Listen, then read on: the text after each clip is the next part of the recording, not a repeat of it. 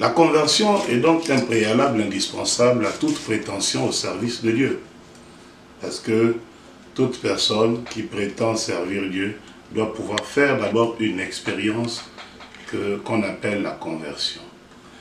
Mais aujourd'hui, beaucoup de spéculations tournent autour de ce concept. Qu'est-ce que la conversion et comment y parvenir, afin de rentrer véritablement dans le couloir du sacerdoce et d'être reçu dans le panthéon des serviteurs de Dieu, digne de la parole de Dieu et non pas selon les critères de ce monde qui parfois n'ont rien à voir avec ce que la Bible enseigne. Alors, le problème de la conversion va être résolu d'abord sur le plan sémantique. Le mot conversion signifie changement, mais ça signifie revirement, ça signifie détournement. Donc, le converti, c'est quelqu'un qui a changé. Mais on change comment? Ce n'est pas un changement de la conversion dont il s'agit ici. Quand on parle qu'il faut être converti pour servir Dieu, ce n'est pas un changement qui est le résultat d'une rencontre ou d'une opération ou d'une décision humaine. La conversion se fait de deux manières. C'est l'image, je vais vous expliquer quelque chose. C'est l'image d'un enfant qui est sorti de la maison avec pour destination d'aller au terrain de basket. Et c'était aux heures interdites, selon le règlement de sa maison.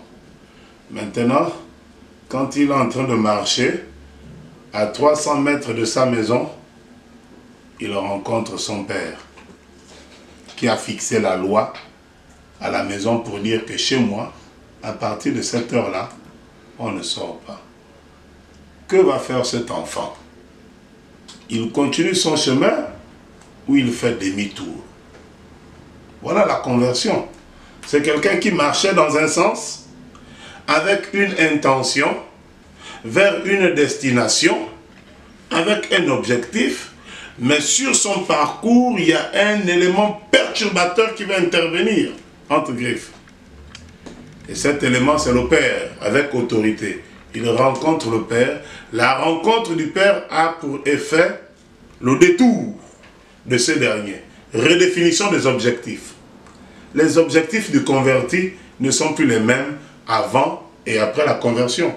C'est ça la conversion. Donc la conversion est d'abord le fait d'une rencontre.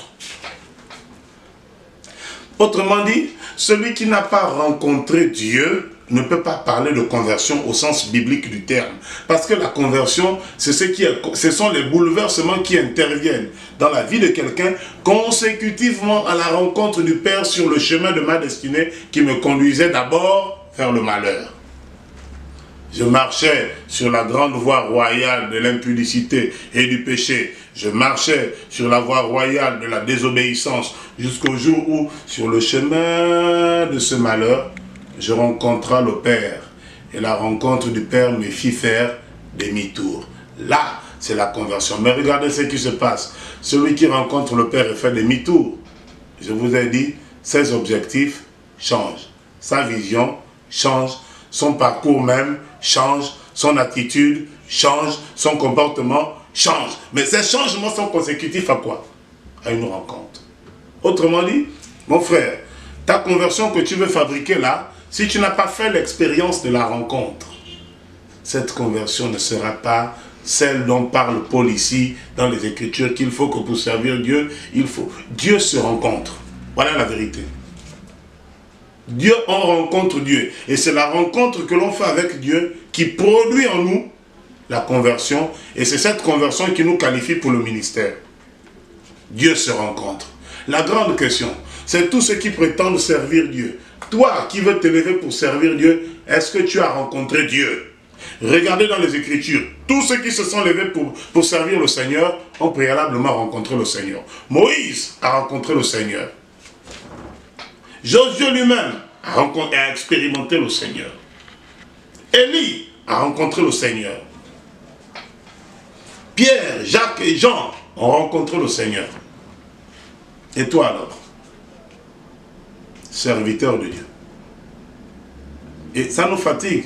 On se retrouve dans le ministère avec des hommes inconvertis, mais qui nous amène des fardeaux d'inconvertis, alors que la clé, et on rend le ministère blâmable, simplement parce qu'on ne veut pas appliquer le principe de C1, la loi de la conversion.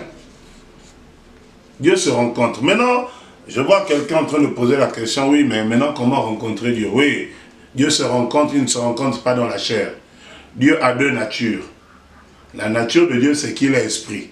Donc, Dieu se rencontre en esprit. Celui qui veut rencontrer Dieu doit rencontrer le Saint-Esprit. Il est réel. Dieu se rencontre en esprit parce que Dieu est esprit. Maintenant, Dieu se rencontre aussi par la parole. Car il est écrit, au commencement était la parole était avec Dieu et la parole était Dieu. Dieu est sa parole. Dieu et sa parole ne font qu'un. Ça veut dire que si tu as rencontré la parole, tu as rencontré Dieu. Si tu as rencontré le Saint-Esprit, tu as rencontré Dieu. Et c'est cette rencontre qui va produire en toi la conversion. Et c'est cette conversion qui va te qualifier pour le sacerdoce. Amen.